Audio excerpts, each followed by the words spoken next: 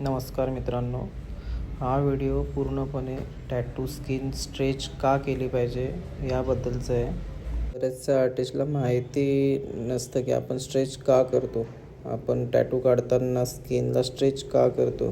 Beginner artist जे tattoo फील्डमध्ये आत्ताच उतरलेले आहेत त्यांच्यासाठी हा टॉपिक खूप जास्त इम्पॉर्टंट आहे. तर हा व्हिडिओ त्यांनी तर पूर्ण बघावा.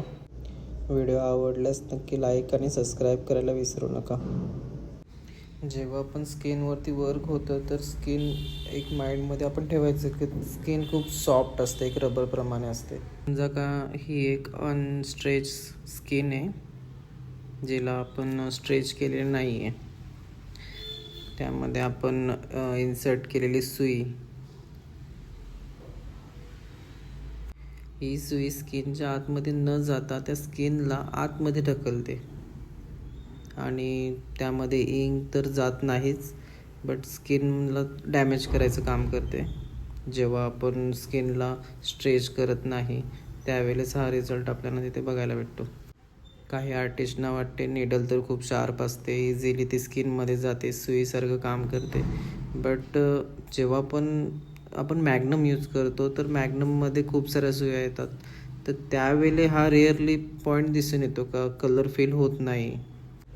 आपण जेव्हा पण एखाद्या आर्टिस्टचं लाईव्ह वर्क आपण बघतो, ते ज्या पद्धतीत जे वर्क करतात तसं आपण करण्याचं ट्राय करतो. बट त्यांच्या माइंडमध्ये ते असतं की स्किन स्ट्रेचिंग वगैरे, बट ते त्यांच्या लाईव्हमध्ये ते राहून जातं. ते प्रत्येक गोष्ट आपल्याला डिटेलमध्ये शेअर नाही करत आणि आपण तेच जेव्हा ट्राय करतो तेव्हा आपलं रिझल्ट त्यांच्यासारखं नाही आहे. कलर पॅकिंगमध्ये प्रॉब्लेम होतो, लाईन वर्कमध्ये प्रॉब्लेम येतो, हिलिंग झाल्यावरती रिझल्ट खराब येतो. तर त्याचं मेनली रिझन तेच आहे का स्किन स्ट्रेच केलेली नाही आहे. जर स्किन वेल स्ट्रेच असेल, एक प्रॉपर कॅनव्हास टाईट स्किन असेल तर त्यामध्ये ती स्किन इंक इझिली जाते आणि त्यामध्ये कलर फेल ते करून घेते. खाली जी दिलेली ती स्ट्रेच केलेली स्किन आहे. जेव्हा पण आपण स्किन स्ट्रेच करतो तेव्हा निडल स्किनला आतमध्ये ढकलण्याऐवजी त्यामध्ये एक छिद्र पाडते आणि इझिली स्किनच्या आतमध्ये जाते. आणि हेच मुख्य कारण आहे की आपण स्किन का स्ट्रेच करावी. यामुळे आपल्या लाईन वर्कमध्ये पण इम्प्रूव्हमेंट येतं.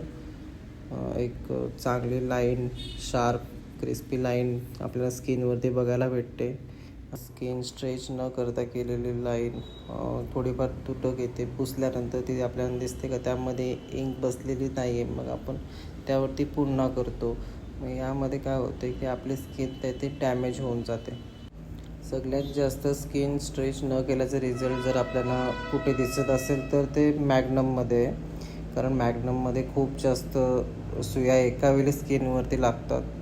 त्यामध्ये जर स्किन स्ट्रेच प्रॉपर नसेल तर ती सुई आतमध्ये जाणारच नाही आणि इंक व्यवस्थित तिथे टाकणारच नाही. मग रिझल्ट तिचा लाईट येणार, पॅची येणार, डार्क नाही येणार. हे मग नंतरचे रिझल्ट आपल्याला तिथे दिसून येतात. उदाहरण म्हणून समजा हा बलून आपली एक स्किन आहे, त्यावर मी टॅटू मशीनने वर्क करतो, एक लाईन वर्क करतो आहे. आपली टॅटू मशीन ही अप डाऊन निडल करते तर ते डॉटेड वर्क आपल्या स्किनमध्ये जात असतो.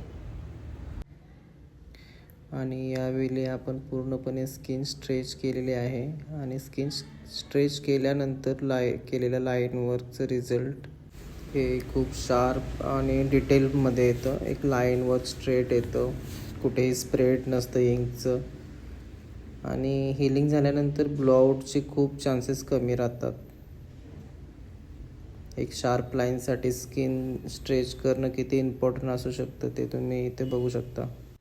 आणखी एक एक्झाम्पल कलर पॅकिंगचं आपण इथे घेऊ. आपण एक कॉलममध्ये स्किन स्ट्रेच न करता केलेलं वर्क आहे. जेव्हा पण आपण कलर पॅकिंग करतो, कलर पॅकिंग करतावेळी मॅग्नम असेल, लायनर असेल, राऊंड शेडर असेल, बट त्यावेळी तिथे इंक दिसते आपल्याला की फिल झालेली आहे. बट स्किन स्ट्रेच न करता फिल केलेली इंक हिलिंग पिरियड नंतर लाईट दिसते, त्याचे रिझल्ट खराब येतात. त्याचं रिझनच मेन ते राहतं की स्किन स्ट्रेच केलेलीच नाही आहे आणि जर स्किन स्ट्रेच करून जर तिथे इंक जर टाकलेली असेल तर त्याचं रिझल्ट डार्क येतं.